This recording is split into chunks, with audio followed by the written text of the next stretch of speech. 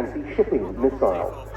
When the RAF axed the Nimrod MRA-4 program in 2010, Britain initially didn't have a maritime patrol capability for some while, but that all changed in 2015 with the procurement of this, running in from the right, the Boeing Poseiden MRA-1 from number 120 Squadron at RAF Lossiemouth.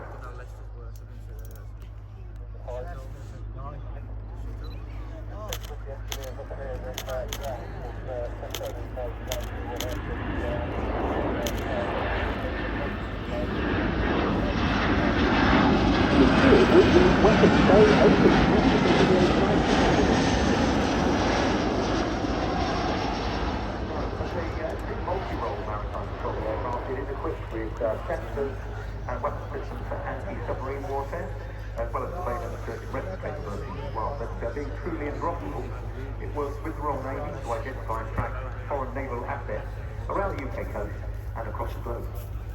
The RAF Poseiden fleet achieved initial operational capability in April 2020, and the fleet was completed when the ninth aircraft arrived at Lossy in January 2022.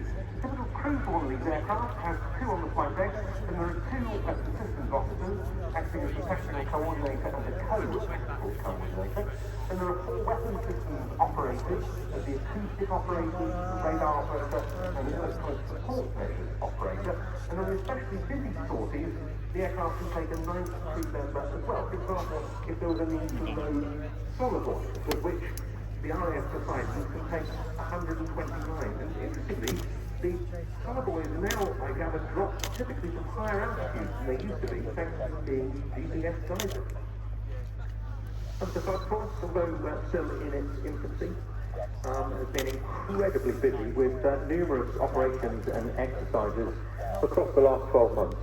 Operating in the River of the Pacific, Dynamic Manta, which was a P8 of Sigonella in Italy, Operation HIMARS, which was support to the Strike Carrier Group and their transit to Indo-Pacific, Cable Car, which was the P8 to the North Atlantic, as a tactical anti-submarine warfare exercise which took place in the North Atlantic, and that was designed to improve interoperability with our international colleagues, namely the US and France. Dynamic Mongoose was another detachment which was a P8 to the North Atlantic with Iceland and Norway as the destinations. Cutlass Fury, that was a Canadian-led multinational multi-threat warfare exercise which was designed to test Canadian sailors, soldiers and aviators. And of course, at the same time, we are building up the fleet of 9 aircraft,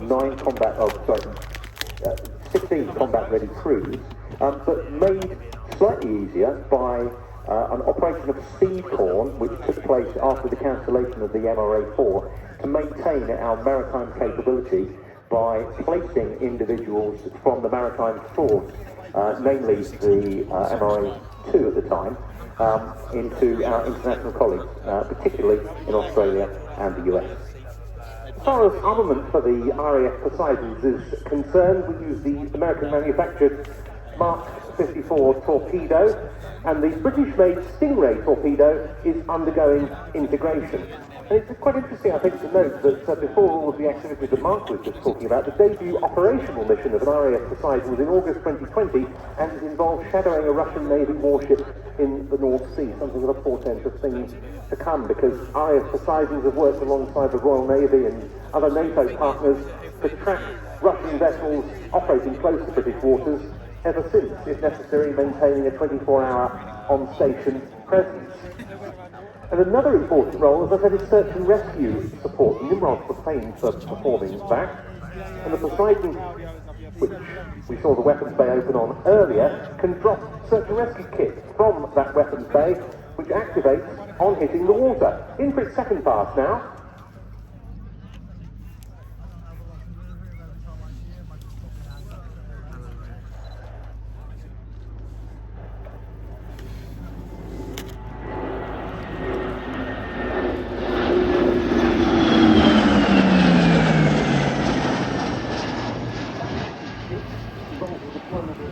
Life rafts and survival equipment. One Poseidon can drop up to 5 of those systems, which would be enough to sustain as many as 10 survivors on the water for 3 days. The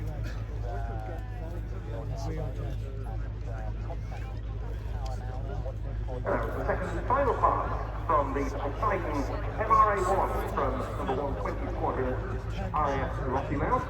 Well, there's two operational squadrons, 201 being the other, and then there's number 42 Squadron, which acts as the operational conversion unit for the RAF ISAR, Intelligence, Surveillance, Target Acquisition and Reconnaissance Force.